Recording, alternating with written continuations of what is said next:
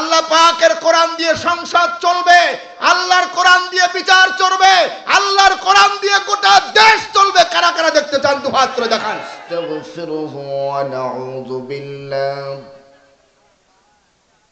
ونعوذ بالله من شرور أنفسنا ومن سيئات أعمالنا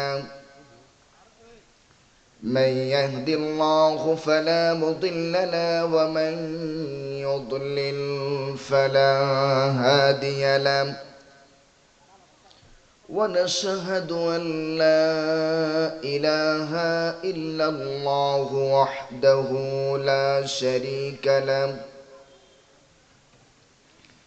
ونشهد أن سيدنا وحبيبنا ومولانا محمدا عبده ورسوله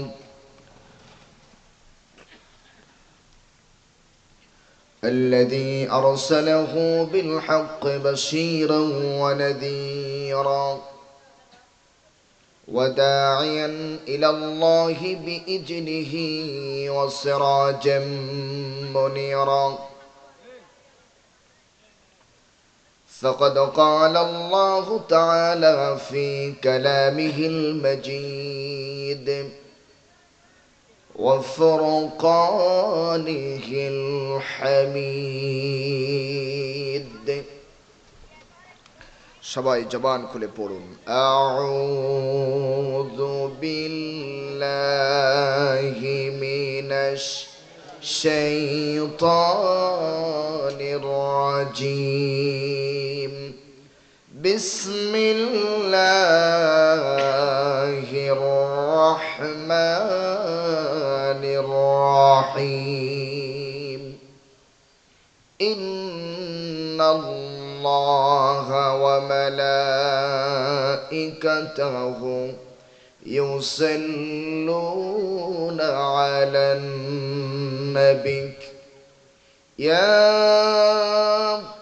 أيها الذين آمنوا صلوا عليه وسلموا تسليما اللهم صل على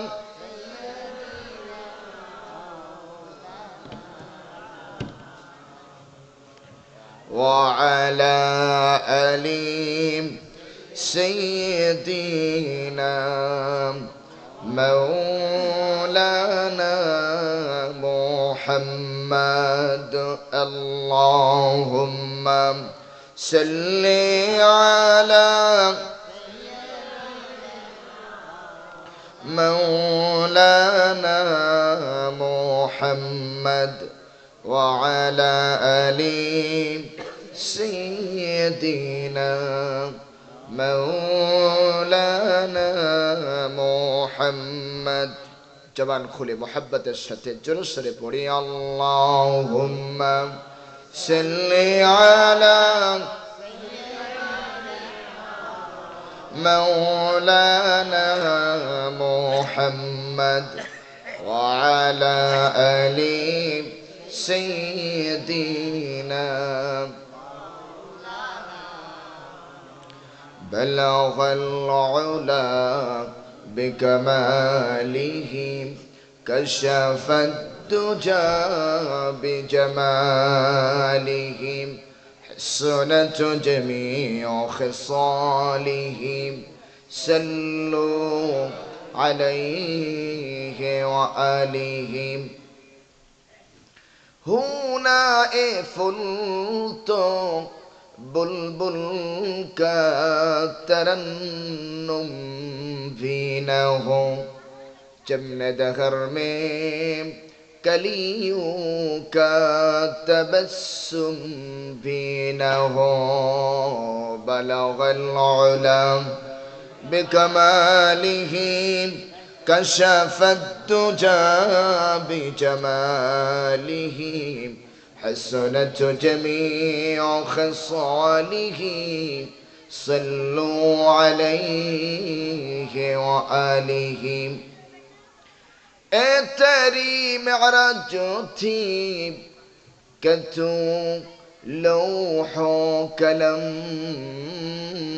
तक पहुँचा और मेरी मेराज है कि मैं तेरे कदम तक पहुँचा बलगल उलम बिकमालिही कशफ तुजा बिजमालिही हसनत जमीउ खसालिही सल्लू अलैहि व आलिही। ঐতিহ্যবাহী সাতকানিয়া উপজেলার অন্তর্গত লতাবুনিয়া ইসলামী আদর্শ নুরানি কিন্ডারগার্টেন মাদ্রাসার উদ্বোধনী বার্ষিক সভা ও তাফসীরুল কোরআন মাহফিলের সম্মানিত সভাপতি জনাব মুজিবুর রহমান শিকদার সাহেব, হযরত উলামায়ে কেরাম, আমার প্রাণ প্রিয় মুসলিম ভাইয়েরা, পর্দার আড়ালে অবস্থানরত সম্মানিত মা ও বোনেরা, আসসালামু আলাইকুম ওয়া রাহমাতুল্লাহি ওয়া বারাকাতুহু। মহান আল্লাহ সুবহানাহু ওয়া তাআলার দরবারে লাখ কোটি শুকরিয়া আদায় করছি যে আল্লাহ সুবহানাহু ওয়া তাআলা আমাদেরকে এ প্রচন্ড ঠান্ডাকে উপেক্ষা করে এ গভীর রাত পর্যন্ত কোরআনের ময়দানে ধৈর্যের সাথে কোরআন শ্রবণ করার তৌফিক দান করেছেন যে মহান রব্বুল আলামিন, তারই দরবারে আমরা কৃতজ্ঞতা পেশ করছি, শুকরিয়া আদায় করছি। আমরা সকলে পড়ছি আলহামদুলিল্লাহ। এত আস্তে গলা বসে গেছে নাকি? একটু জোরে সোরে আমার মনিবকে খুশি করার জন্যে, আমার মালিককে খুশি করার জন্যে হৃদয়ের সবটুকুন ভালোবাসা উজাড় করে শরীরের সমস্ত শক্তি একত্রিত করে একযোগে বলি আলহামদুলিল্লাহ।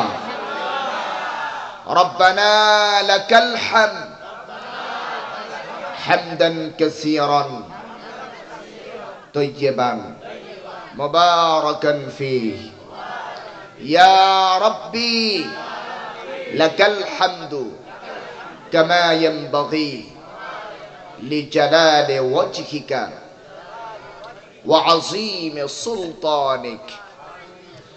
আমরা শুকরিয়া আদায় করলাম কার? জোরে সোরে বলুন। আল্লাহ পাকের শুকরিয়া আদায় করেছি যিনি আমাদেরকে আজকের এই মাহফিলে হাজির হওয়ার তৌফিক দান করেছেন। আলহামদুলিল্লাহ।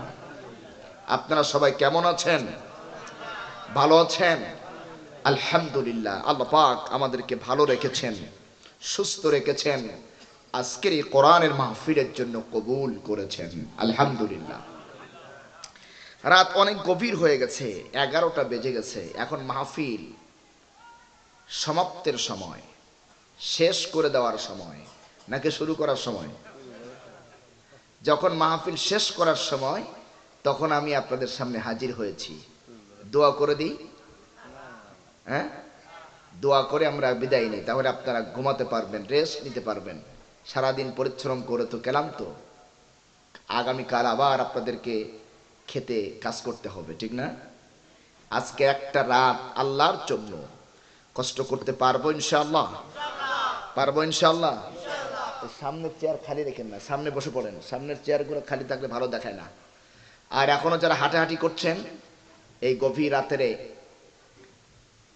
একটি নিঝুম পরিবেশ যদি আমরা সৃষ্টি করতে পারি আল্লাহর কোরআনের জন্যে, নিঃসন্দেহে আল্লাহ পাকের রহমতের অযুত ধারা আমাদের উপরে বর্ষিত হবে ইনশাআল্লাহ।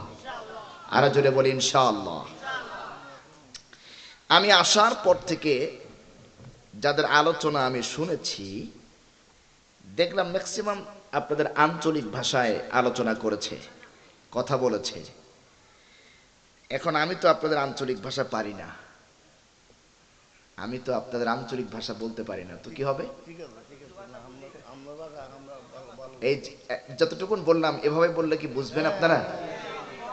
কারণ আমি তো আর আপনাদের এলাকার মানুষ না যে আপনাদের চাপ দিলেও আমি পারবো না, যেটা পারবো না সেটা আগেই বলে নিলাম।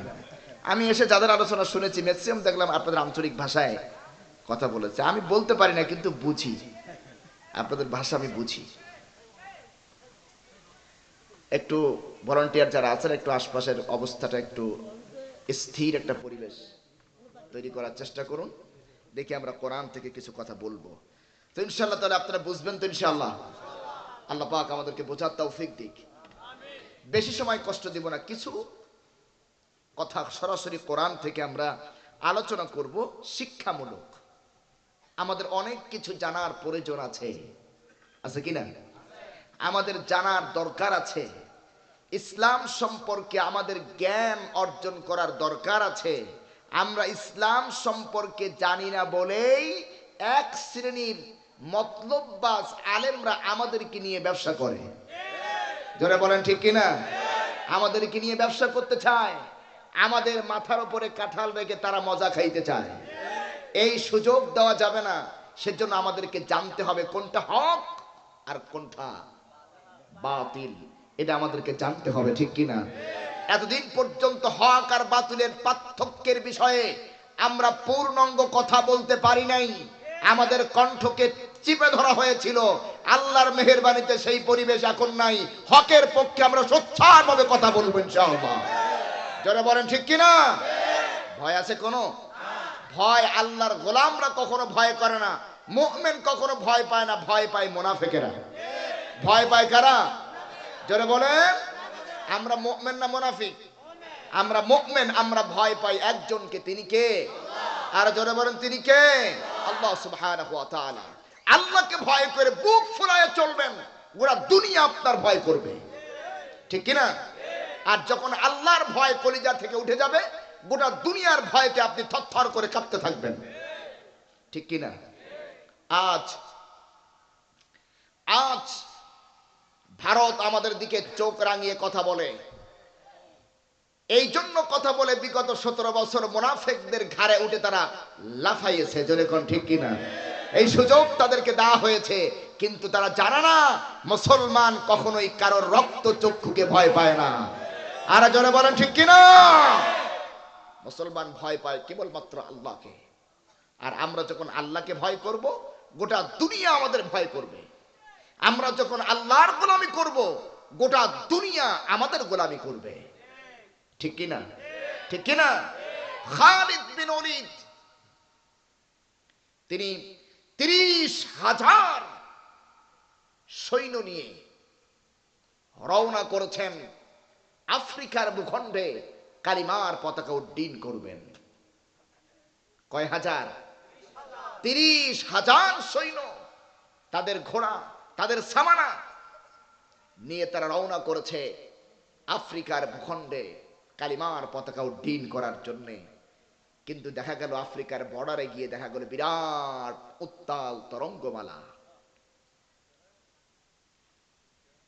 দরিয়া পড়ে গিয়েছে। পারাপারের জন্য সাহাবায়ে কেরামদের কাছে কোনো কি ব্যবস্থা নাই। সেনাপতি বললেন, হে আল্লাহ রাসূলের সাহাবীরা, আমরা তো এসেছিলাম আফ্রিকার ভূখণ্ডে কালিমার পতাকা উড্ডীন করতে, কিন্তু এখন আমাদের সামনে বিরাট দরিয়া, পারাপারের কোনো ব্যবস্থা নাই। এখন তোমরা কি করবে? তোমরা কি এখানেই থেমে যাবে, নাকি কালিমার পতাকা সমুদ্রের উপরে আফ্রিকার ভূখণ্ডে উড়াবে? কি করবে তোমরা?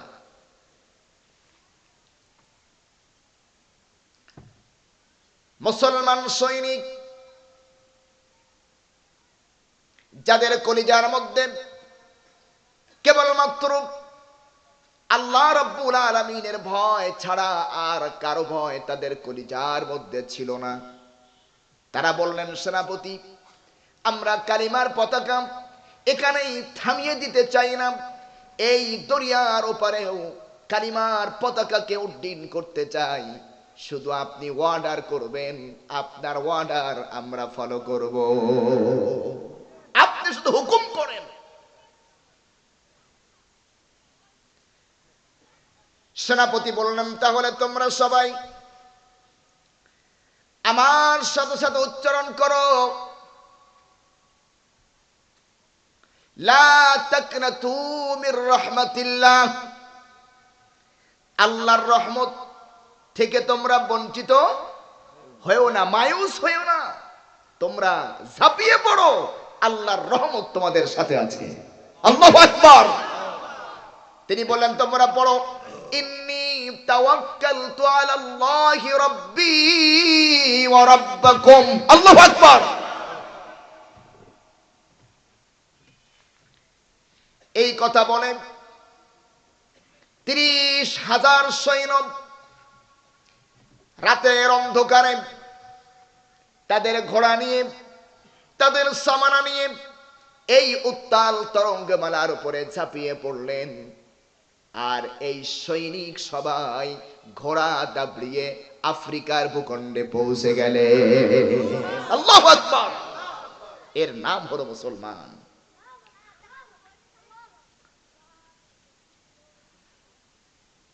এই জন্য কবি কি সুন্দর করে বলেছে, দস্তু দস্ত হি দরিয়া ভি না ছোড়ে हमने, दस्तू दस्त है दरिया भी न छोड़े हमने, बहरे जुल्मत पे दौड़ा दिए घोड़े हमने। আমরা তো সেই জাতি যারা মাইলের পর মাইল, কিলোমিটারের পর কিলোমিটার ঘোড়া দাপড়িয়ে উত্তাল তরঙ্গমালার উপর দিয়ে আফ্রিকার ভূখণ্ডে কালিমার পতাকা উড্ডীন করেছি। আমরা সেই মুসলমান। সুবহানাল্লাহ। এটা এমনি হয়ে নাই, ওদের কলিজার মধ্যে ছিল কার ভয়? কার ভয়? তারা আল্লাহর গোলামি করত। এই জন্য ওই সমুদ্র মুসলমানদের জন্য রাস্তা হয়ে গেছে। সুবহানাল্লাহ। এরকম বহু নজির আছে পৃথিবীতে, যে যারা আল্লাহর গোলামি করেছে, আল্লাহকে ভয় করেছে, গোটা দুনিয়া তাদের গোলামি করেছে। ঠিক কিনা? এই জন্য আপনি দেখবেন অন্যকে যখন ভয় করতে শুরু করবেন, ও তত আপনাকে চেপে ধরবে। কতক্ষণ ঠিক কিনা? যত নম নম দিবেন তত আপনাকে চেপে ধরবে, কিন্তু আপনি যখন সোজা হয়ে দাঁড়াবেন ও তখন পালাবে। এই জন্য আমাদেরকে পেছনের দিকে তাকালে হবে না, আমাদেরকে সামনের দিকে এগিয়ে যেতে হবে। কোরআনের ঝান্ডা নিয়ে, ইসলামের ঝান্ডা নিয়ে সামনে এগিয়ে যেতে হবে। আমাদের সাথে কে আছেন? যারা বলেন কে আছেন? আল্লাহ পাক আমাদের সাথে আছেন। আল্লাহ পাক আমাদের সকলকে কলিজার ভেতরে এই হিম্মত, এই সাহস, এই ঈমান তৈরি করার তৌফিক আল্লাহ দান করুন। আমরা বলি আমিন। আরো জোরে বলি আমিন। সম্মানিত ভাইরা, তাহলে চলুন আমরা কোরআন থেকে কিছু কথা আলোচনা করি, নাকি বলেন? কোরআন কার কিতাব? যারা বলেন কার কিতাব? আল্লাহর কিতাব। আসল কথা হচ্ছে যে আমরা মুসলমান জাতি এই কোরআনটাকে চিনি নেই, চিনতে পারিনি। এজন্যই আমাদের কপাল পড়েছে, আমরা হতভাগা, আমরা লাঞ্ছিত। অথচ কোরআন এসেছিল পৃথিবীতে আমাদের ভাগ্যকে সুপ্রসন্ন করার জন্য, আমাদেরকে সম্মানের শিখরে পৌঁছে দেওয়ার জন্য কোরআন পৃথিবীতে এসেছিল। ঠিক কিনা? কিন্তু আমাদের অবস্থা এমন হলো কেন? এর জবাব কোরআনুল কারীমের মধ্যে আল্লাহ পাক দিয়েছেন। তাহা মা আনজালনা আলাইকাল কুরআনা লিতাশকা। আল্লাহ পাক নবীকে বলেন, হে নবী, হে আমার বন্ধু, কোরআনের জন্য দেয়নি যে আপনার ভাগ্য নষ্ট হয়ে যাবে, আপনি শাসিত হবেন, নির্যাতিত হবেন, নিষ্পেষিত হবেন, দেশ থেকে বহিষ্কৃত হবেন। এজন্যই তো আমি কোরআন দেইনি, বরং কোরআন দিয়েছি যারা কোরআন মেনে চলবে, ব্যক্তিতে মানবে, পরিবারে মানবে, সমাজ ও রাষ্ট্রে, জীবনের সকল জায়গায় কোরআনকে মেনে চলবে, ওই জাতি কখনো শাসিত হবে না, বরং ওই জাতি গোটা দুনিয়া শাসন করবে। কিন্তু বিষয়টা হচ্ছে সে কোরআন থেকে আমরা দূরে আছি, ঠিক কিনা? ঠিক কিনা? এখানে কয়েকশো মুসলমান আপনারা আছেন, আমি যদি বলি সহি করে কোরআন পড়তে পারেন কারা কারা হাত তোলেন, তাহলে দেখা যাবে হাত বেশি উঠবে না কম উঠবে বলেন? তাহলে আমাদের ভাগ্য কেমন করে সুপ্রসন্ন হবে? কারণ যেই জাতির ভাগ্যের উত্থান পতন লেখা আছে কোরআনের সাথে, সেই জাতি কোরআনটা সুন্দর করে সহি করে পড়তে পারে না, ঠিক কিনা? বলেন ঠিক কিনা? এটা আমাদের জন্য দুর্ভাগ্য। আলহামদুলিল্লাহ আমি এসে খুশি হলাম, এই দুর্গম এলাকার মধ্যেও আপনারা একটি মাদ্রাসা স্থাপন করেছেন, আলহামদুলিল্লাহ। কোরআনের মারকাজ, কোরআনের মাদ্রাসা যত বেশি হবে অন্ধকার তত দূরীভূত হবে, ঠিক কিনা? এই যে এইখানে একটু আলোর জন্য কতগুলি লাইট আপনারা জ্বালিয়েছেন, অন্ধকার দূরে চলে গেছে, ঠিক কিনা? আরো বেশি লাইট জ্বালাবেন আরো দূরে চলে যাবে, ঠিক নয় কি? ঠিক অনুরূপ ভাবে এই কোরআন হচ্ছে আলো, এই কোরআনের আলো তার মানে মাদ্রাসা মসজিদ যত বেশি হবে তত অন্ধকার জাহিলিয়াত দূর হবে, ঠিক কিনা? আল্লাহ পাক তৌফিক দিক বলে আমিন। এই কোরআন থেকে আমরা আলোচনা করব যে এই কোরআন পৃথিবীকে এক শ্রেণীর মানুষদেরকে কোরআন জিরো থেকে হিরো বানায়, আবার এক শ্রেণীর মানুষ আছে পৃথিবীতে যাদেরকে কোরআন হিরো থেকে জিরো বানায় দেয়। এ ক্ষমতা কোরআনে আছে না নাই? জোরে বলেন আছে না নাই? চলুন সেটাই আজকে আমি আপনাদের সামনে উপস্থাপন করব। কোরআন কেমন করে একটি জাতিকে জিরো থেকে হিরো বানায়, সম্মানিত বানায়, অবহেলিত, লাঞ্ছিত, পদদলিত একটি জাতিকে কি করে কোরআন সম্মানের সুউচ্চে পৌঁছে দিতে পারে, আবার সম্মানের শিখরে থাকা একটি জাতিকে ধুলির সাথে মিশিয়ে দিতে পারে, এটি আমি বোঝানোর চেষ্টা করব। এ ক্ষমতা কোরআনের আছে না নেই? আর জোরে বলেন আছে না নেই? বিশেষ করে যুবক যারা আছো, আজ যুবকদেরকে কান খুলে শুনতে হবে কথাগুলি, কারণ আগামীর এই বাংলাদেশ এই যুবকদের হাতেই চলবে, ঠিক কিনা? যুবকরা কি করতে পারে বিগত 24 সালের 5ই আগস্ট বিশ্ববাসীকে দেখিয়ে দিয়েছে যুবকরা কি না পারে, ঠিক কিনা? বলেন ঠিক কিনা? যুবকদেরকে এগিয়ে আসতে হবে এ সমাজ পরিবর্তনের জন্য, এ রাষ্ট্রকে ঢেলে সাজানোর জন্য যুবকদের দরকার, আছে না নাই? আছে না নাই? যুবকদের সম্মান ইসলামে কম না বেশি? আরো জোরে বলেন, যুবকদের অবদান ইসলামে আছে না নাই? যুবকদের জীবন আর রক্তের উপরেই ইসলামের ফাউন্ডেশন। সুবহানাল্লাহ কোন? ইসলামের ফাউন্ডেশন, ইসলামের যে বিরাট ইমারত গড়ে উঠেছে বিশ্বব্যাপী, এর ফাউন্ডেশনে আছে যুবকদের রক্ত, যুবকদের জীবন, ঠিক কিনা? বলেন ঠিক কিনা? রাসূল করিম সাল্লাল্লাহু আলাইহি ওয়াসাল্লাম যখন এ কোরআনের দাওয়াত দিচ্ছিলেন, প্রাথমিক যুগে রাসূলকে সহযোগিতা করেছে যুবকরা আর বিরোধিতা করেছে বুড়োরা, ঠিক কিনা? যুবকদের অবদান সব থেকে বেশি, এই জন্য ইসলামে যুবকদের সম্মানও বেশি। সুবহানাল্লাহ বলবেন না? এই জন্য যুবক যারা এসেছো বসো, তোমাদের কিছু খোরাক আছে আজ আলোচনায়, কষ্ট হবে না তো? আপনাদের কষ্ট হবে? আমাদের এই যুবকরাই তো আগামীর ভবিষ্যৎ, ঠিক কিনা? আগামীর ভবিষ্যৎ। যুব সমাজ যদি ভালো হয়ে যায় গোটা রাষ্ট্র ভালো হয়ে যাবে, যুব সমাজ যদি খারাপ হয়ে যায় গোটা রাষ্ট্র খারাপ হয়ে যাবে, ঠিক কিনা? এই এলাকার মধ্যে যুবকরা যদি মদ আর ফেন্সিডিলের বোতল নিয়ে নিয়ে রাস্তায় রাস্তায় ঘোরে, বুড়োরা একটাও আর ঘর থেকে বের হবে না, ঠিক কিনা? ঘর থেকে বের হবে? দরকার নেই, কেন? ক্ষমতা তো নাই। আর যুবকরা যদি তাসবিহ নিয়ে, মুখে জিকির নিয়ে মসজিদে এলাকার মধ্যে ছড়িয়ে পড়ে, এলাকার মধ্যে কোনো বেনামাজি থাকতে পারবে না। যারা বলেন ঠিক কিনা? যুবকদেরও দরকার আছে না নাই? এই জন্য যুবকদের কত মর্যাদা। আল্লাহর নবী বিশ্ব নবী রাহমাতাল লিল আলামিন মসজিদে নববীতে বসে তিনি বয়ান পেশ করছেন। মসজিদে নববী ভরপুর, সাহাবায়ে কেরাম রাসূলের কথা শুনছেন। ইতিমধ্যে একজন যুবক, চাঁদের মতো সুন্দর চেহারা, এসেছেন রাসূলের খুতবা শোনার জন্য, বক্তব্য শোনার জন্য, কিন্তু জায়গা পেলেন না। এজন্য মসজিদের এক কর্নারে তিনি দাঁড়িয়ে দাঁড়িয়ে রাসূলের খুতবা শুনছেন। বিশ্ব নবী তার নজর চলে গেল ওই যুবকের দিকে। যুবকের নাম হচ্ছে জারির।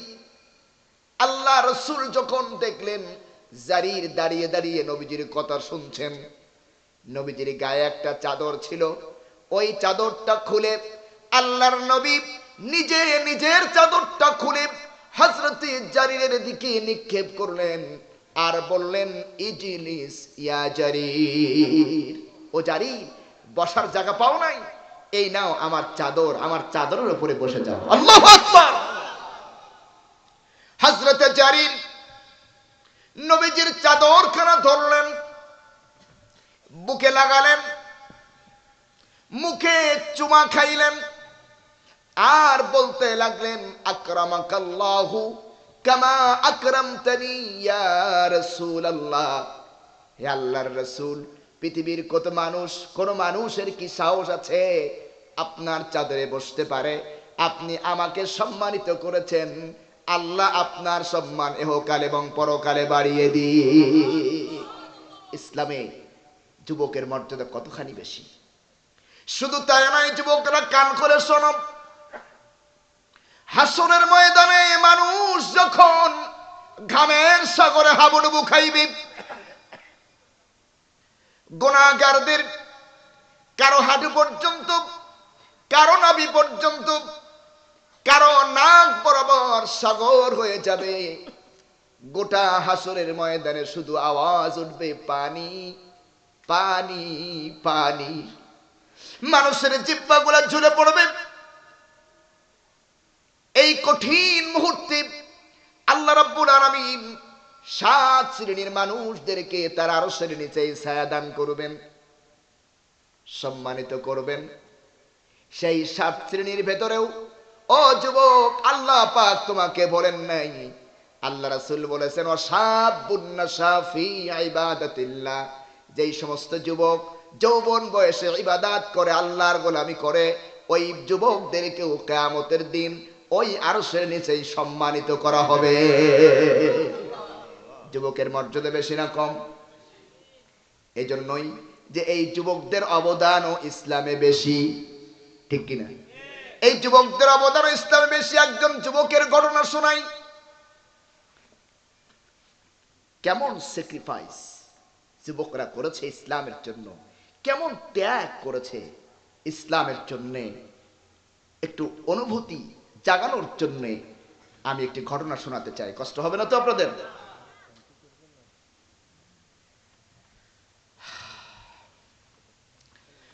আমার মদিনার জীবনীতে আমরা দেখতে পাই, বিশ্ব নবীর হাতে হাত রেখে কালেমা পড়েছেন একজন যুবক, নাম হলো সাদ সালামি রাদিয়াল্লাহু তাআলা আনহু। লোকটা ইসলাম কবুল করেছেন, কালিমা পড়েছেন, মুসলমান হয়েছেন। লোকটা দেখতে একটু কালো, আবার বাইটে বুঝেন তো, খাটো, মুখে বসন্তের দাগ। ইসলাম কবুল করেছে, 8 মাস হয়েছে। মদিনার অলি গলি সব জায়গায় ঘুরেছে। রাসূলের একটি গুরুত্বপূর্ণ সুন্নাত আদায় করার জন্য, সেই সুন্নাতটা হচ্ছে বিবাহ। কি? বিয়ে করার জন্য 8 মাস ঘুরেছে মদিনার অলি গলিতে, কিন্তু কেউ তার মেয়ে দিতে চায় না। কোন মেয়ে তাকে জামাই হিসেবে কবুল করতে চায় না, কারণ চেহারাটা কালো, মুখে বসন্তের দাগ, আবার দেখতে খাটো। কেউ তাকে মেয়ে দেয় না, কোন মেয়েরাও পছন্দ করে। চোখ দিয়ে অযুত জানায় পানি পড়ছে, আর মহান রব্বুল আলামিনকে বলছেন, রব্বুল আলামিন আমার যদি এই মুহূর্তে মৃত্যু হয়ে যায়, নবীজির গুরুত্বপূর্ণ একটি সুন্নাত তো আমার আদায় করা হবে না। একাকী কাঁদতেছেন, নবীর নজর পড়ে গেছে। নেতা কেমন হতে হয়? অনুসারী যারা হবেন, কর্মী যারা হবেন, সহযোগী হবেন, তাদের প্রতি ভালোবাসা থাকতে হয়, ঠিক কিনা? নবীজি সাহাবাই কেরামদের মনের অবস্থা বুঝতেন, তাদের ব্যথায় নবীজি ব্যথিত হতেন। আমার দেশের মতো নয়, নেতা কর্মীদেরকে বিপদে ফেলায়া নেতা যায় দেশ থেকে পালায়া, এরকম নেতা রাসূল ছিলেন না, ঠিক কিনা? ও যুবক, আরেকটি কথা বলে নেই মাঝখানে, নেতা বাছাই করতে ভুল করো না, তাহলে আমও যাবে সালাও যাবে, ঠিক কিনা? ঠিক কিনা? নেতা কত বড় গুরুত্বপূর্ণ একটি বিষয়। হযরত ওমর ফারুক রাদিয়াল্লাহু তাআলা আনহু যতদিন পর্যন্ত আবু জাহাল অথবা সাইবা এ সমস্ত কাফেরদের নেতৃত্বে চলেছে, কান খুলে শোনেন, এটা গুরুত্বপূর্ণ কথা। যতদিন পর্যন্ত হযরত ওমরের নেতা ছিল আবু জাহাল, আবু লাহাব, ততদিন পর্যন্ত ওমরের রাত কেটেছে মদের আড্ডাখানায়, সত্য কিনা? মদের আড্ডাখানায় রাত কেটেছে। মাথায় ছিল জট। একটু বসেন, কথা বলেন। কোন সমস্যা হচ্ছে নাকি? সমস্যা হলে আমাকে বলেন, আমি শেষ করে দিব। তাহলে ওমর রাদিয়াল্লাহু তাআলা আনহুর নেতা যতদিন ছিল আবু জাহাল, আবু লাহাব, ততদিন পর্যন্ত রাত কাটতো ওমরের কোথায়? মদের আড্ডাখানায়। কিন্তু যেদিন থেকে হযরত ওমর আবু জাহালের নেতৃত্বকে চিরদিনের জন্য ডাস্টবিনে নিক্ষেপ করে বিশ্ব নবীর নেতৃত্ব মেনে নিলেন, আল্লাহ রাসূলের নেতৃত্ব মানলেন, সেই দিন থেকে হযরতে ওমরের রাত কেটেছে তাহাজ্জুদের নামাজে। নেতা এই জন্য যার তার নেতৃত্ব মানা যাবে না, ঠিক কিনা? খবরদার, ওই যুবক, যার তার পেছনে হেঁটো না, বিগত দিন থেকে শিক্ষা নাও, ঠিক কিনা? ঠিক কিনা? নেতাও পালাইছে, অনুসারীরাও, এইরকম নেতা মানা যাবে, খবরদার। কারণ কিয়ামতের দিন ইয়াউমা নাদউ কুল্লা উনাসিন বিইমামিহিম, কিয়ামতের দিন তোমাকে হাজির করা হবে তোমার নেতার সাথে। কার সাথে? কথা বলেন। আল্লাহ পাক তার সামনে হাজির করবেন, কার নেতৃত্ব মেনেছো সেই নেতার সাথে তোমাকে আল্লাহর সামনে ডাকা হবে। নেতা যদি হয় মদখোর, তাহলে তোমার অবস্থা কি হবে তুমি এবার একটু চিন্তা করো, ঠিক কিনা? মদখোর, গাঁজাখোর, ইয়াবাখোর, দুর্নীতিবাজ, এইরকম নেতা যদি হয়, তা নেতার অবস্থাও খারাপ, কর্মীর অবস্থাও খারাপ হয়ে যাবে। এই জন্য নেতৃত্ব একটি গুরুত্বপূর্ণ বিষয়। যার তারকে নেতা বানানো যাবে না, যার তার পেছনে হাঁটা যাবে না, এটা আল্লাহ নিষেধ করেছেন। কে নিষেধ করেছেন? আল্লাহ নিষেধ করেছেন। আজকের আলোচনা ওইদিকে নয়, এই জন্য ওইদিকে যাচ্ছে না, শুধু একটু টাচ দিলাম যে যার তার পেছনে হেঁটো না, তাহলে কিন্তু কিয়ামতের দিন ও মরবে, তুমিও মরবা। কি হবে? কিয়ামতের দিন যখন তুমি বিপদে পড়ে যাবে, জাহান্নাম যখন তোমার জন্য অবতারিত হবে, তখন তুমি কি বলবে জানো? ওয়াবারাজু লিল্লাহি জামিআন فقال الضعفاء للذين استكبروا إنا كنا لكم تبعا فهل أنتم مغنون عنا من عذاب الله من شيء। অনুসারীরা বলবে আল্লাহকে, আল্লাহ আজকে আমি জাহান্নামী, এর জন্য আমার নেতা দায়ী। কে দায়ী? আমার নেতা দায়ী। অমুক নেতার পেছনে যদি আমি না চলতাম তাহলে আমি জাহান্নামী হতাম না। আমার এই অবস্থার জন্য আমার নেতা দায়ী, তাকে হাজির করো, তাকে হাজির করো, কান খুলে শোনেন। নেতাকে হাজির করা হবে।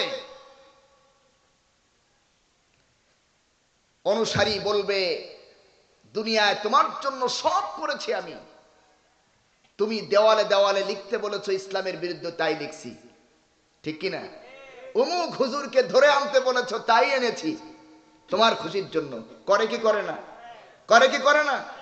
অমুক এলাকায় গিয়ে তাফসীর মাহফিল বন্ধ করতে বলেছো, আমি তাই করেছি। আছে না নাই?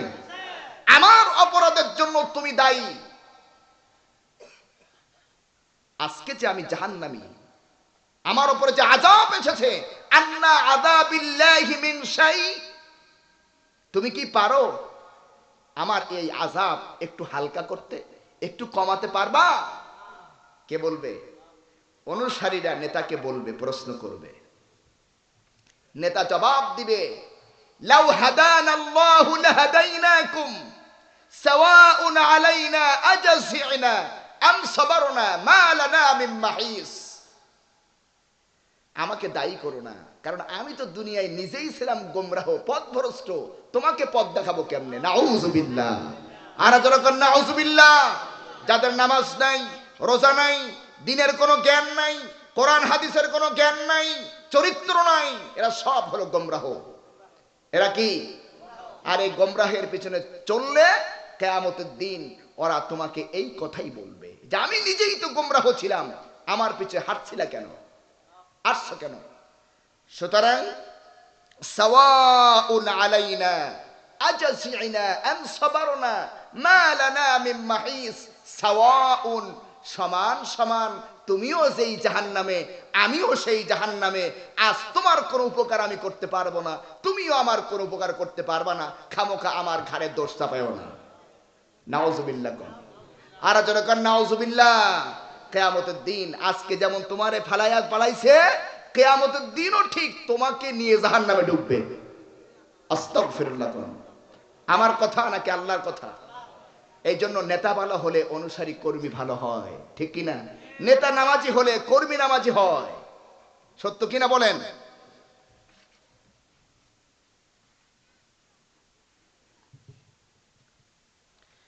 আর অল্প কিছু সময় বাকি আছে আলোচনা শেষ করতে। এই জন্য নেতা নির্বাচিত করতে কখনোই ভুল করা যাবে যাবে না। আল্লাহ পাক আমাদেরকে সঠিক বুঝ দান করুন, আমরা বলি আমিন। তো যে কথাটি আমি শুরু করছিলাম যে ইসলামের জন্য যুবকদের কি অবদান, সাদ সালামি রাদিয়াল্লাহু তাআলা আনহু তিনি 8 মাস ঘুরেছেন মদিনার অলিগলিতে, কিন্তু কেউ তাকে মেয়ে দিতে চায় নাই। নামাজের পরে তিনি কাঁদছেন, আল্লাহ রাসূল দেখতে পেয়েছেন, রাসূল ডাকছেন, সাদ সালামিকে, এদিকে আসো, কি খবর, কাঁদছো কেন? সাদ সালামি আরো ডুকরে কেঁদে উঠলেন। তিনি বললেন, ইয়া রাসূলুল্লাহ, আমি কাঁদছি এই জন্য, বিগত 8 মাস ধরে মদিনার অলিগলির ভেতরে হাঁটলাম, প্রত্যেকটি মেয়ের বাপের কাছে গিয়ে আমি বিয়ের প্রস্তাব দিলাম, কেউ আমার প্রস্তাব গ্রহণ করে না। কারণ আমি দেখতে কালো, মুখে বসন্তের দাগ, আবার আমি শর্ট, ব্যাটি, খাটো, এই জন্য কেউ আমার মেয়ে দেয় না। আমি এই জন্য কাঁদি, যেই অবস্থায় যদি মারা যায় আপনার গুরুত্বপূর্ণ একটি সুন্নাত আমার আদায় হলো না। আল্লাহর নবী বললেন, চিন্তা করিও না, চিন্তার কোনো কারণ নাই। মদিনার আনসার সর্দারকে দেখিয়ে দিলেন, অমুক গোত্রের অমুক সর্দারের কাছে চলে যাও, এই মদিনার সুন্দরী মেয়েদের মধ্যে তার মেয়ে একটা, তুমি গিয়ে তার পিতাকে বলবে বিশ্ব নবী রাহমাতাল লিল আলামিন আমাকে পাঠিয়েছেন তোমার মেয়ের বিয়ের প্রস্তাব নিয়ে। সাদ সালামি বলছেন, ইয়া রাসূলুল্লাহ, একে তো কেউ দিতে চায় না, আর আপনি দেখিয়ে দিলেন এমন একজন যা মদিনার সর্দার, আবার তার সুন্দরী মেয়ে, এ যেন মাটিতে দাঁড়িয়ে সাত হাতে পাওয়ার স্বপ্ন পূরণ হবে কখনো? আল্লাহ রাসূল বললেন, যাও, তুমি তো প্রস্তাব দিচ্ছ না, প্রস্তাব দিচ্ছেন কে? আল্লাহ রাসূল। কথা বলেন, প্রস্তাব দিচ্ছেন কে? আল্লাহ রাসূল প্রস্তাব দিয়েছে, যাও চলে যাও। চলে গেলেন মদিনার সেই আনসার সর্দারের বাড়িতে। সর্দারকে সালাম করলেন আর বললেন, বিশ্ব নবী আমাকে পাঠিয়েছেন, আপনার মেয়ের বিয়ের প্রস্তাব নিয়ে পাঠিয়েছেন। শোনা মাত্রই তো সেই আনসার সর্দার রেগে গরম। কি আশ্চর্য, মাটিতে দাঁড়িয়ে চাঁদ হাতে পাওয়ার স্বপ্ন দেখো। বেশ কিছু বকাঝকা করলেন। ঘরের ভেতর থেকে মেয়ের সব কথা শুনলেন। সাদ সালামি যখন ঘর থেকে বের হয়ে আসলেন, আনসার সর্দার যখন ঘরে প্রবেশ করলেন, মেয়ে বলছেন, বাবা কত বড় গোস্তাকি তুমি করেছো, কত বড় বেয়াদবি করেছো, আল্লাহর রাসূলের সাথে একবার কি চিন্তা করেছো? এই আল্লাহর বান্দা নিজের প্রস্তাব নিয়ে আসো নাই, প্রস্তাব দিয়েছে তো বিশ্ব নবী রাহমাতাল লিল আলামিন। তুমি বাবা প্রস্তাবকে প্রত্যাখ্যান করতে পারো, কিন্তু আমি, আমার কলিজার মধ্যে ভয় আছে কার? আরো জোরে বলে, আমার কলিজার মধ্যে আল্লাহর ভয়। আমি আল্লাহকে ভয় করি, বিশ্ব নবীকে আমি মহব্বত করি। তুমি প্রস্তাব প্রত্যাখ্যান করেছো, কিন্তু আমি আল্লাহর রাসূলের প্রস্তাব আনন্দ চিত্তে গ্রহণ করলাম। আমি ওই ছেলেকে নিজের জামাই হিসেবে গ্রহণ করতে প্রস্তুত হয়ে গিয়েছি। সুবহানাল্লাহ। বাইরে আমার আনসার সর্দার আবার ঘর থেকে বের হয়ে সাদ সালামিকে ডাকলেন আর বললেন, তুমি আমাকে ক্ষমা করে দাও, আমি বুঝতে পারি নাই আমার মেয়ে তোমাকে নিজের জামাই হিসেবে গ্রহণ করতে রাজি হয়ে গেছে। এই সংবাদ তুমি বিশ্ব নবীর কাছে গিয়ে পৌঁছে দাও। সাদ সালামির মধ্যে এখন আনন্দের কোনো ঘাটতি আছে? কথা বলে, আনন্দটা কি পর্যায়ে যুবকরা বুঝতে পারতেছে, ঠিক কিনা বলেন? ঠিক কিনা? না চাইতেই সাদ হাতের মুঠায়, ঠিক কিনা? আনন্দ করতে করতে মদিনার মসজিদ নববীতে চলে গেলেন। বিশ্ব নবী রাহমাতাল লিল আলামিনকে সব ঘটনা খুলে বললেন। আল্লাহ নবী বললেন, এবার তুমি প্রস্তুত নাও বিয়ের জন্য, দেন মোহর দিতে হবে, টাকা পয়সা কিছু আছে। সাদ সালামি বলছেন, ইয়া রাসূলুল্লাহ, আপনি তো খুব ভালো করেই জানেন আপনার মদিনার মসজিদের যেই মেহমান হাদিয়া আসলে খায়, হাদিয়া আসলে না আসলে না খেয়ে থাকেন, তাদের মধ্যে আমি একজন। কিছুই নাই, বিয়ে করবা কেমনে? সাদ সালামের মনটা খারাপ হয়ে গেল। স্ত্রীর জন্য উপহার কিনতে হবে, আবার দেনমোহর দিতে হবে, অথচ পকেটে কিছুই নাই। আল্লাহর নবী বিশ্ব নবী উপস্থিত সাহাবায়ে কেরামদেরকে লক্ষ্য করে বললেন, তোমরা কে আছো? আমার সাদ সালামির বিয়েতে তোমরা সহযোগিতা করবে। নবীজির কথা সংখ্য সাহাবী রাজি হয়ে গেলেন। মুহূর্তের মধ্যে 400 দিরহাম উঠে গেল। সুবহানাল্লাহ। কয়শো? 400। এই দিরহাম গুলো রাসূল দিলেন সাদ সালামিকে, যাও বাজারে যাও, তোমার স্ত্রীর জন্য কিছু উপহার কিনে আনো। সুবহানাল্লাহ। ও আমার যুবকেরা, তোমরা একটু কান লাগিয়ে শোনো। আনন্দ চিত্তে সাদ সালামি চলে গেলেন মসজিদে, মদিনার বাজারে। মসজিদ নববী থেকে বের হয়ে গেলেন, একটি দোকানের মধ্যে ঢুকলেন, স্ত্রীর উপহার কিনবেন। ঠিক এমত অবস্থায় তার কানের ভেতর আওয়াজ আসলো, কে যেন মদিনার বাজারের অলিগলি দিয়ে বলে যায়, ও মুসলমানেরা, তোমরা কে কোন জায়গায় আছো, কে কোন অবস্থায় আছে, প্রস্তুতি নাও, যুদ্ধের ডাক এসেছে, যুদ্ধের ময়দানে ঝাঁপিয়ে পড়তে হবে, কাফের বেঈমানদের বিরুদ্ধে যুদ্ধ করা লাগবে, প্রস্তুতি নাও। এই আওয়াজ যখন সাদ সালামির কানে আসলো, তিনি থমকে দাঁড়িয়ে গেলেন। থমকে দাঁড়িয়ে গেলেন, কি করব আমি? আমি কি এই পয়সা দিয়া যুদ্ধের সরঞ্জাম কিনবো নাকি আমার স্ত্রীর উপহার কিনবো, কোনটা করব? একদিকে যুদ্ধের ময়দানে গিয়ে শাহাদাত বরণ করতে পারলে অনন্ত অসীম জান্নাত আমার জন্য অপেক্ষা করছে, আর অপর দিকে দুনিয়ার জীবনের জীবন সঙ্গিনী মদিনার সুন্দরী স্ত্রী আমার জন্য অপেক্ষা করছে। চিন্তা করতে লাগলেন। চিন্তা করতে করতে তিনি ডিসিশন নিলেন, সিদ্ধান্ত নিলেন, না, আমার এই বিয়ে তো আমার জন্য নয়, এই বিয়ে তো ছিল আমার আল্লাহর খুশির জন্য। কার খুশি? জোরে বলে। আল্লাহর খুশির জন্য ছিল। আর জিহাদের ময়দানেও যাব আমি আল্লাহর খুশির জন্য। আমি যদি জিহাদের ময়দানে গিয়ে শহীদ হতে পারি, তাহলে এরকম সুন্দরী আমার জান্নাতি হুরগুলি আল্লাহ আমাকে দান করবে। এই চিন্তা করে সাদ সালামি স্ত্রীর উপহার না কিনে তরবারি কিনলেন, ঢাল কিনলেন, এরপরে মুখে কাপড় জড়ায় নিলেন, কেউ যেন চিনতে না পারে। এই সরঞ্জামগুলি নিয়ে যুদ্ধের কাফেলার মধ্যে তিনি ঢুকে পড়লেন। সাহাবায়ে কেরামদের মধ্যে আলোচনা শুরু হলো, এই লোকটি কে, তার মুখ ঢাকা কেন?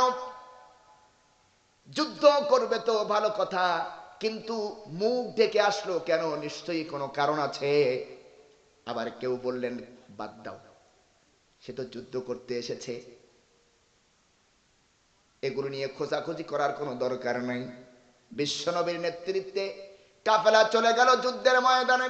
কারণ এই সাহাবী মুখে কাপড় বেঁধেছে এই জন্য, কারণ তিনি জানেন বিশ্বনবী যদি আমাকে দেখেন এই যুদ্ধের ময়দানে আমাকে যেতে দিবেন না, কারণ আমার ঘরের ভিতরে এখন সুন্দরী স্ত্রী। আল্লাহু আকবার। ও যুবক, কি স্যাক্রিফাইসের মাধ্যমে আমরা ইসলাম পেয়েছি। যুদ্ধের ময়দানে চলে গেলেন। প্রচন্ড বেগে যুদ্ধ করতে করতে এক পর্যায়ে নিজেও শাহাদাত বরণ করলেন। করে আল্লাহু আকবার। যুদ্ধ শেষ হয়ে গেল। শহীদদের লাশগুলিকে এক জায়গায় করা হলো। নবীজি বললেন, ওই যে মুখে কাপড় বাঁধা, সে কে ছিল? মুখের কাপড়টা খোলা হলো। নবীজি জিজ্ঞাসা হয়ে গেলেন, এ তো আমার সেই সাদ সালামী, যার জন্য আমি বিয়ের বন্দোবস্ত করেছি, সে যুদ্ধের ময়দানে এসেছে। নবীজি ছুটে আসলেন, সাদ সালামীর মাথাটা নবীজির উরুর উপরে নিলেন। চেহারার দিকে তাকিয়ে নবীজির দুই চোখ দিয়ে ঝরঝর করে পানি পড়তে লাগলো।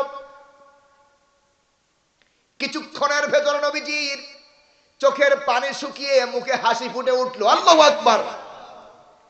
মুখে হাসি ফুটে উঠলো।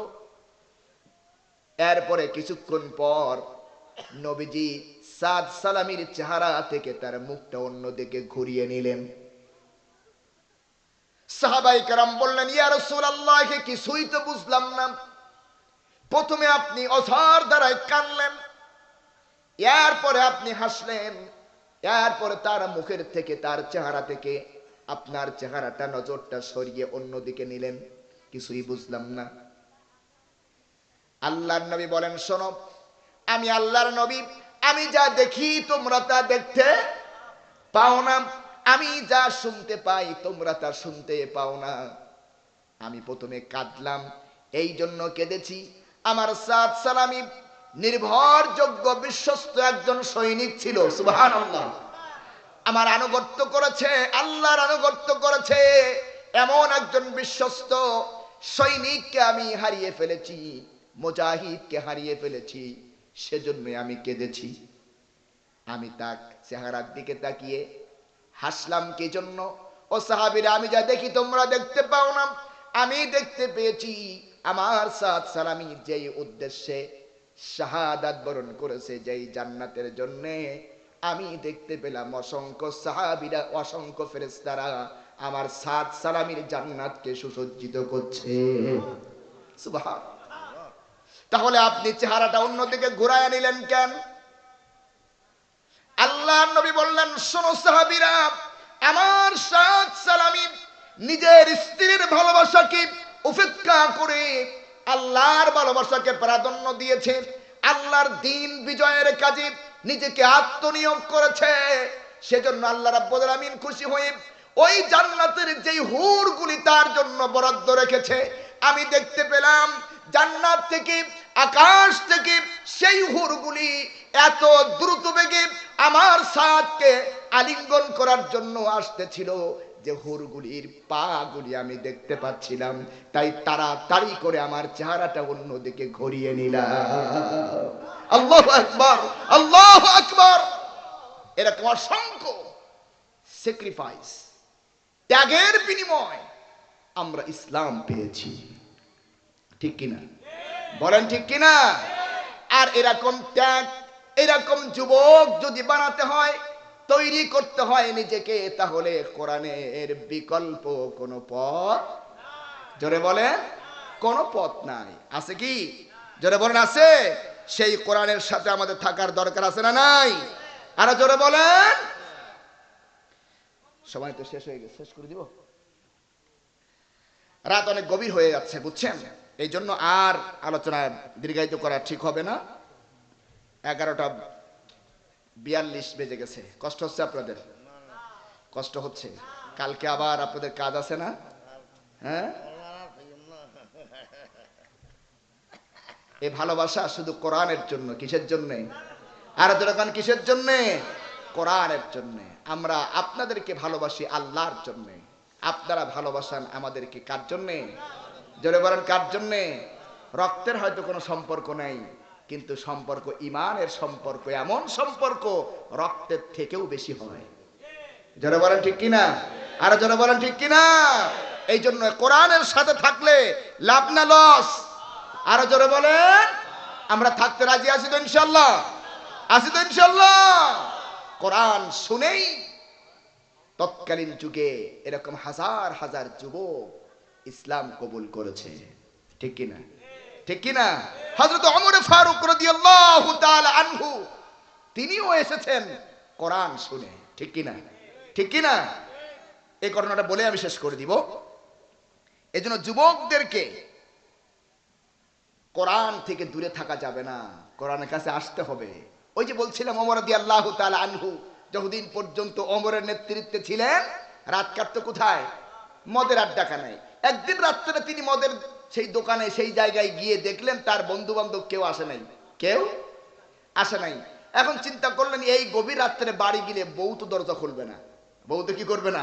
দরজা খুলবে না, ঘরে জায়গা হবে না। তো বাকি রাতটা আল্লাহর ঘর তাওয়াফ করে কাটাই। যদিও তারা কাফের ছিল, কিন্তু আল্লাহর ঘর তাওয়াফ করত, আল্লাহর ঘর তাওয়াফ করত।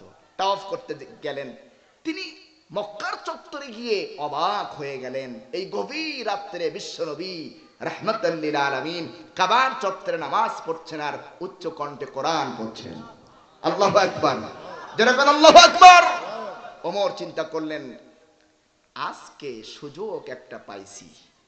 এই তো সেই লোক যে আমাদের ধর্মে চুনকালি মাখছে, নতুন ধর্মের দাওয়াত দিচ্ছে, আমাদের মধ্যে বিভ্রান্ত সৃষ্টি করছে। আজকে যখন পাইছি তো আর ছাড়ছি না, উচিত শিক্ষা দিব। এই চিন্তা করে আস্তে আস্তে করে এগিয়ে গেছে, এগিয়ে গেছে। গিয়ে থমকে দাঁড়ালো যে বেচারা যখন নামাজ পড়ছে, আমার হাতের নাগালেই তো আছে, নামাজ যখন পড়ছে তো নামাজটা শেষ হোক, কি হোক? হাদিসের মধ্যে এসেছে যে আল্লাহ রাসূল এবং ওমরের মাঝখানে শুধুমাত্র আল্লাহর ঘরের গেলাফ, এই পর্দা, এই কাপড়টা ছাড়া আর কোনো ফাঁক ছিল না। এই পর্দার এক সাইডে কে? আল্লাহ রাসূল নামাজ পড়ছেন, অপর সাইডে ওমর দাঁড়িয়ে আছে, রাসূলকে অপমান করবেন সেজন্য। বিশ্বনবী নামাজের মধ্যে কোরআন তেলাওয়াত করছেন। হযরত ওমর বলছেন আমি তখন মনে মনে চিন্তা করলাম এই লোকটি বিগত 40টি বছর আমাদের সমাজের মধ্যে বেড়ে উঠেছে, ব্যবসা করেছে, বিয়ে শাদী করেছে, আমাদের সাথেই তো তিনি ছিলেন। কই বিগত 40 বছর তো আমরা তার মুখে এমন সুন্দর কথা শুনি নাই। এত আকর্ষণীয় কালাম তো তার মুখে শুনি নাই।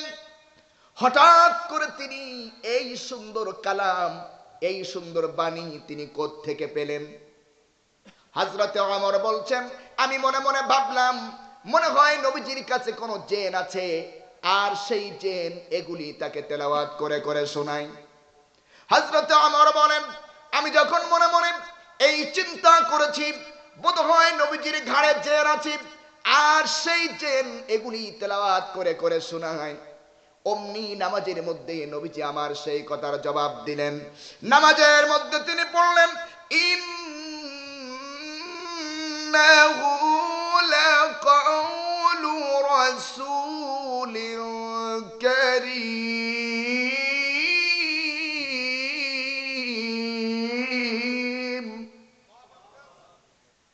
আল্লাহ রাব্বুল আলামিনের হাবিব নামাজের মধ্যে তিনি তেলাওয়াত করলেন, না এটা কোনো জেনের কথা নয়, জেনের শিখানো কোনো বাক্য নয়, এটা এক মহান বার্তা বাহক তার মুখের বর্ণনা। কোন সুবহানাল্লাহ। হযরত ওমর বলেন, আমি তখন মনে মনে ভাবলাম যদি এইটা কোনো জেন তাকে না শিখাবে তাহলে নিশ্চয়ই নিশ্চয়ই কোলে করে তিনি কবি হয়ে গেছেন। কি হয়ে গেছেন? কবি হয়ে গেছেন। কবি যদি না হবে তাহলে এত সুন্দর করে মিলায়া মিলায়া সুন্দর করে পড়েন কেমনে? হযরতে ওমর বলেন, আমি যখন মনে মনে এই চিন্তা করেছি নবীজি মনে হয় কবি হয়েছেন, অমনি নামাজের মধ্যে নবীজি আমার সেই কথারও জবাব দিলেন। নামাজের মধ্যে তিনি পড়লেন, ওয়া মা হুয়া বিকাউলি শাইরিন কলিলাম মা তুমিনুন। আল্লাহু আকবার। নবীজি নামাজের মধ্যে পড়লেন না, কোন কবি তাকে এটা শিখায় নাই, আর তিনি কবিও হন নাই। তোমরা খুব কমই ঈমান গ্রহণ করে থাকো। হযরত ওমর বলছেন, তখন আমি মনে মনে ভাবলাম, আমি মনে মনে চিন্তা করি আর নবীজি তার জবাব দিয়ে দেন, নিশ্চয়ই নবীজি ঘোলে ঘোলে গণক হয়ে গেছে। গণক যদি না হবে তাহলে আমার মনের কথা তিনি বুঝলো কেমনে? হযরত ওমর বলেন, আমি তখন মনে মনে ভাবলাম যদি নবীজি গণক হয়ে গেছেন, এই কথা যখন আমি চিন্তা করেছি অমনি নামাজের মধ্যে নবীজি আমার সেই কথারও জবাব দিয়ে দিলেন। নবীজি নামাজের মধ্যে পড়লেন, ওয়ালা বিকাউলি কাহিনিন কলিলাম মা তাযাক্কারুন। জোরে কোন আল্লাহু আকবার। আল্লাহ নবী শুনিয়ে দিলেন, না তোমার চিন্তা সঠিক নয়, এটা কোনো গণকের শিখানো নয়, কোনো গণক এটা শিখায় নাই, বরং তোমরা খুব কমে উপদেশ গ্রহণ করে থাকো। হযরতে ওমর বলেন, আমার তখন মনে হচ্ছিল আমার পায়ের তলা থেকে মাটি সরে যায়, আমি যা চিন্তা করি তাই নবীজি বলেন। হযরতে ওমর বলেন, তখন আমি ভাবলাম এটা কোনো জেনের শিখানো নয়, এটা কোনো কবির শিখানো নয়, এটা কোনো গণকের শিখানো নয়, তবে কি? হযরত ওমর বলেন, যখন আমি চিন্তা করলাম তবে এটা কি, অমনি নামাজের মধ্যে নবীজি সেই কথারও জবাব দিয়া দিলেন। নামাজের মধ্যে পড়লেন, তানজিলুম মির রাব্বিল আলামিন। জোরে কোন আল্লাহু আকবার। হযরত ওমর বলেন, নবীজি নামাজের মধ্যে আমার সেই চিন্তার জবাব দিয়া দিলেন। নবীজি আমাকে শোনায়া দিলেন যে এটা তানজিলুম মির রাব্বিল আলামিন, আকাশ আর জমিনের একচ্ছত্র মালিকের কাছ থেকে নাজিলকৃত কোরআন। আল্লাহু আকবার। হযরত ওমর বলেন, আমার সেই দিন থেকে ইসলামের প্রতি যে ঘৃণা ছিল, নবীর প্রতি যে ঘৃণা ছিল, সেই ঘৃণা কোথায় চলে গেল? এখন দিন দিন কোরআনের প্রতি মুহাব্বত, রাসূলের প্রতি মুহাব্বত বাড়তে লাগলো। আল্লাহু আকবার। সেই কোরআন, এ কোরআনের কাছে আসলে সম্মান বাড়ে না কমে? যারা বলেন বাড়ে না কমে? এই কোরআন থেকে দূরে গেলে সম্মান কমবে না বাড়বে? কোরআন থেকে দূরে যাওয়ার কারণে আমরা অপমানিত হচ্ছি, লাঞ্ছিত হচ্ছি। আমেরিকা, ভারত, ব্রিটেন আমাদের দিকে চোখ রাঙিয়ে কথা বলে। কোরআনের কাছে আসেন, কোরআনের নূর কলেজের মধ্যে ঢুকান, এমন শক্তি আল্লাহ দান করবে গোটা দুনিয়া আপনার থেকে দূরে সরে যাবে। যারা বলেন ঠিক কিনা? আসতে হয় এ দেশকে যদি বাঁচাতে হয় কোরআনের কোনো বিকল্প। আর জোরে বলেন, আমাদের বাংলাদেশের ভৌগোলিক যে অবস্থান, একবার ওকে চিন্তা করে দেখেছেন? আমাদের চতুর্দিকে হচ্ছে ভারত, ঠিক কিনা? ঠিক কিনা? আর একদিকে আছে বঙ্গোপসাগর। হয় ভারতের পাঁচটা গোলামি করে বাঁচতে হবে, আর না হয় বঙ্গোপসাগরে ঝাঁপ দিতে হবে। আর যদি এদেশে আমরা ঈমান নিয়ে, সম্মান নিয়ে, ইজ্জত নিয়ে যদি বাঁচতে চাই, তাহলে একটাই মাত্র পথ, সেটা হচ্ছে ঈমানি শক্তি, কোরআনী শক্তি। জোরে কোন ঠিক কিনা? আর জোরে বলেন ঠিক কিনা? এই কোরআনী শক্তি আমাকে এখানে প্রতিষ্ঠা করবে, ঈমানি শক্তি আমার ইজ্জত আর আবরুর নিয়ে বেঁচে থাকতে সহযোগিতা করবে। আর জোরে বলেন ঠিক কিনা?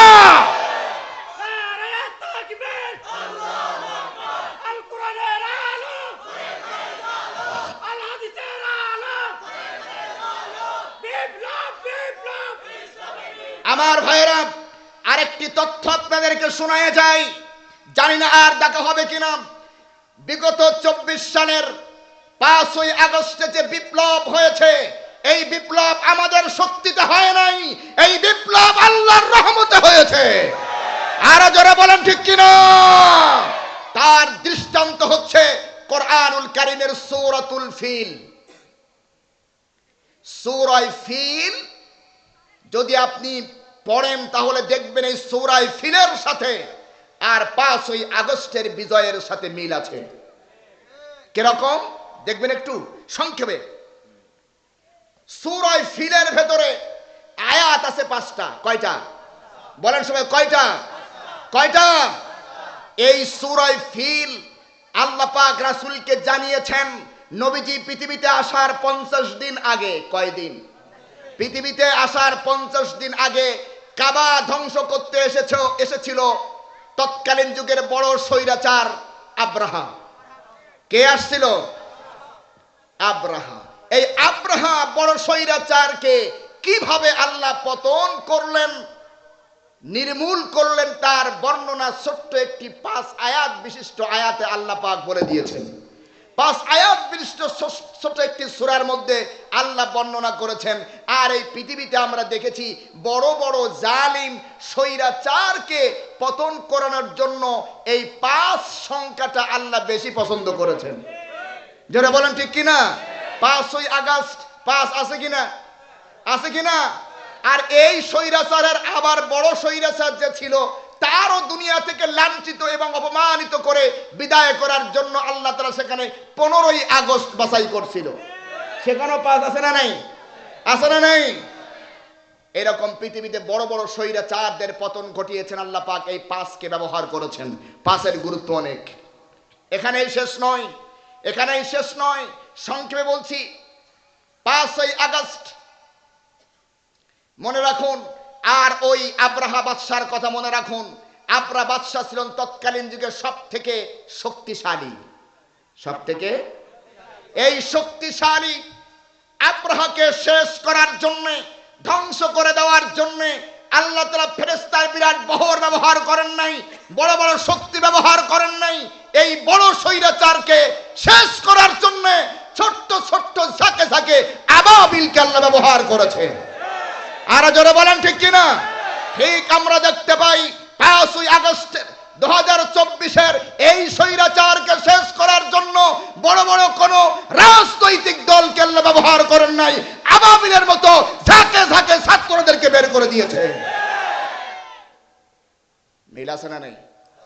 মিল আছে না নাই? তৎকালীন যুগে বাদশাহ আব্রাহাম হস্তি বাহিনী নিয়ে আসছিল আল্লাহর ঘরকে ধ্বংস করার জন্য, বড় বড় অস্ত্র নিয়ে আসছিল।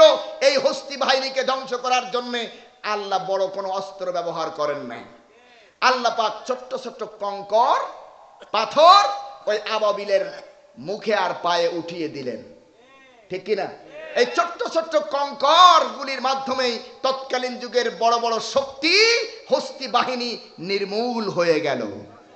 জোরে বলেন ঠিক কিনা? ধ্বংস হয়ে গেল। ঠিক অনুরূপ ভাবে 5ই আগস্ট যখন সরকারের সমস্ত বাহিনী বড় বড় ট্যাঙ্ক নিয়ে গোলা বারুদ নিয়ে রাস্তায় নেমেছিল জনগণের বুকে গুলি চালানোর জন্য, হত্যা করার জন্য, তাদের এই সমস্ত শক্তির মোকাবেলা করার জন্য। বড় কোন অস্ত্র আল্লাহ দেন নাই, এই ছোট্ট ছোট্ট আবাবিল নামক ছাত্রদের হাতে আল্লাহ পাক ইটের পাথর তুলে দিয়েছিলেন। আর জোরে বলেন ঠিক কিনা?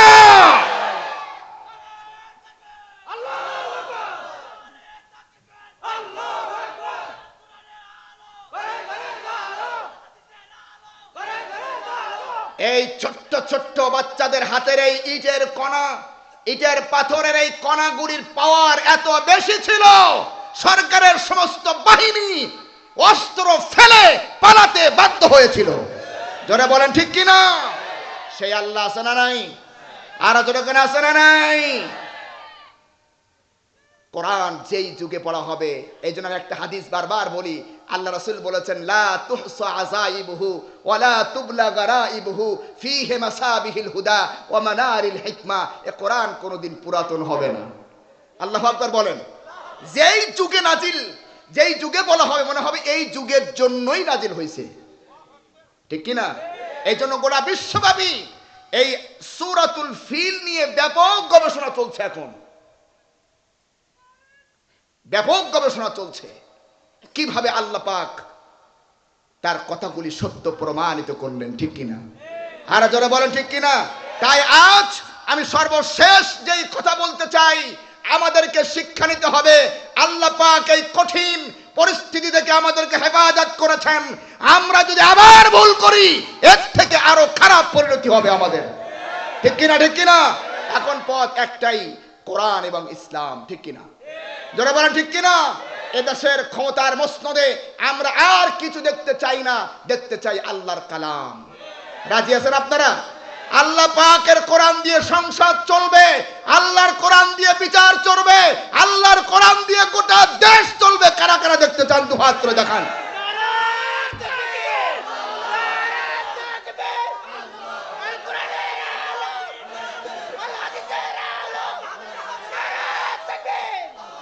সেজন্য সমস্ত তন্ত্র মন্ত্র সব ভুলে যান, সব ভুলে যান। বিগত 53-54 বছরে অনেক কিছু দেখেছেন, দেখেন নাই? অনেক কিছু দেখেছেন, অনেক মিষ্টি মিষ্টি কথা শুনছেন, অনেক আশ্বাস আপনারা শুনেছি, ঠিক কিনা? ঠিক কিনা? আর ওই মিষ্টি কথায় আমরা আর ভিজতে চাই না, মিষ্টি কথায় আর আমরা গলতে চাই না। এখন আমাদের পরিবর্তনের সময় এসেছে। স্লোগান উঠবে একটাই, দেখবো এখন কোরআন। স্লোগান একটাই, দেখেছি বহুত, এখন দেখবো কোরআন ও ইসলাম, ঠিক কিনা? এইটা দেখার বাকি আছে আমাদের, ঠিক কিনা? বলেন বলেন ঠিক কিনা? আমার সাথে একমাত্র সবাই, গ্রামে গঞ্জে মহল্লায় সিটিতে সব জায়গায় স্লোগান একটাই, ইসলাম চাই, কোরআন চাই, ঠিক কিনা? আল্লাহ কবুল করুক বলে আমিন। আমার জন্য দোয়া করবেন, আপনাদের জন্য দোয়া করব। হাদা মা ইনদি ওয়াল ইলমু ইনদাল্লাহ আলাইহি তাওয়াক্কালতু ওয়া ইলাইহি উনীব। আসসালামু আলাইকুম ওয়া রাহমাতুল্লাহ।